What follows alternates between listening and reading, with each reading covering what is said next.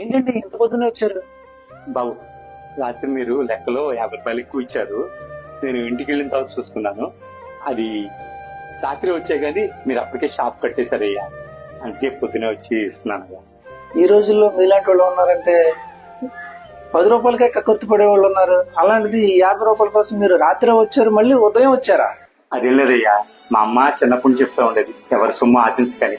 మీరు ఎవరిదన్నా తెలుసో తెలియకో తీసుకుని ఇవ్వలేకపోతే ఆ ఉసురు నీ పిల్లలను తగులుతుందని చెప్తా ఉండేది. కర్మఫలం గురించి బాగా చెప్తా ఉండేది అయ్యా. దానికోసం నేను ఇప్పుడు 5 కిలోమీటర్ల నుంచి వచ్చి డబ్బులు ఇస్తున్నాను.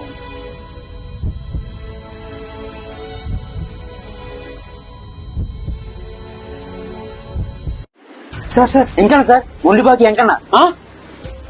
నమస్తే అన్న. ఏంటి ఎంకన్నా మనిషి కనపడు, ఫోన్ కి దొరకవు, ఏంటి సడన్ గా ఎలా వచ్చా?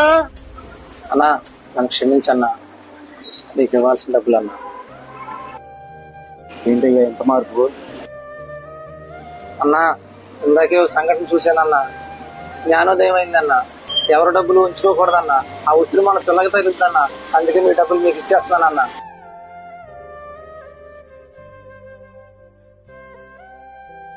సార్ ఇది తప్పు సార్, మీరు ఇక్కడ మీ ఫ్రెండ్ని మోసం చేశారు సార్. ఆ పాపం మీ పిల్లలే తగిలిద్దాం సార్, ఒక్కసారి ఆలోచించండి సార్.